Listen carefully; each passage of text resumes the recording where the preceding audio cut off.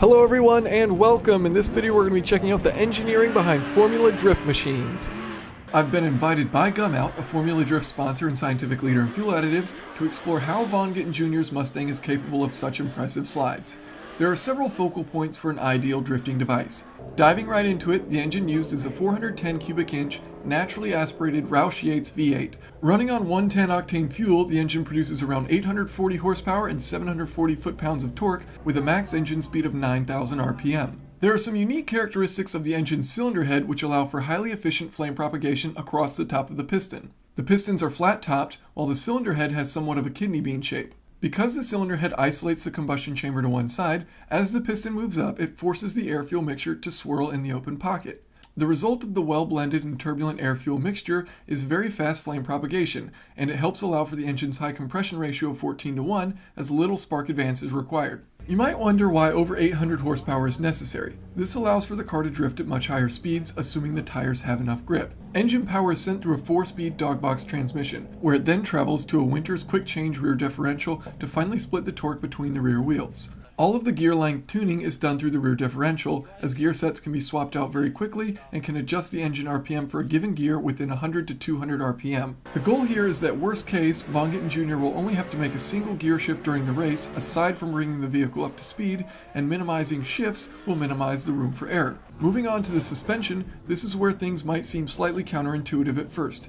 If you're building an amateur drifting rig, you may think you need a stiff rear suspension, hard tires at high pressures. This couldn't be further from the truth if you're attempting to do this at the professional level. The strategy of this team is soft springs for increased mechanical grip, while using the roll bars and dampers to fine-tune the balance of the car. This year, the team runs a McPherson strut up front with a 3-link live rear axle. However, they will soon be moving to an independent suspension in the rear once they change over to the new Mustang. As far as tires are concerned, the team runs Nitto NTO 5 275/35s up front with 295s/40 in the rear. The team chose this street legal compound as it was the stickiest tire compound they could legally run to maximize grip. On top of sticky tires, both the front and rear tires run at lower air pressures than you'd find in a factory Mustang, with the rear tires even lower than the front.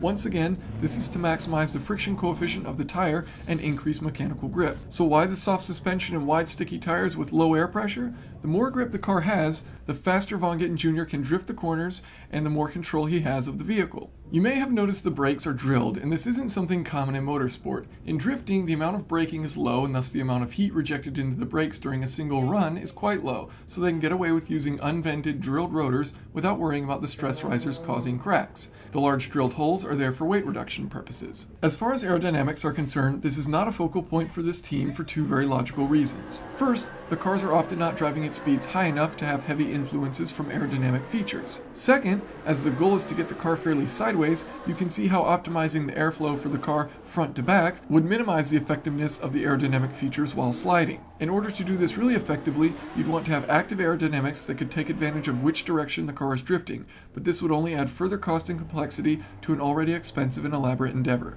All of the features of this car are kept to a very light package. With the car only weighing about 2,830 pounds, it has the same power-to-weight ratio, if not slightly better, than a Bugatti Veyron Supersport. Overall, the team likes to use the analogy that this is a 9-second car set up for a dirt track race. Horsepower and mechanical grip are both extremely high. Von Gittin Jr. has been professionally drifting since 2004 and has a decorated history in the sport. Huge thanks to Gumout for bringing me out to the event. To better understand the science behind their fuel additives, you can check out links in the video description, as well as my own content analyzing the active chemical ingredients found within. As always, feel free to leave any comments and questions below. Thanks for watching.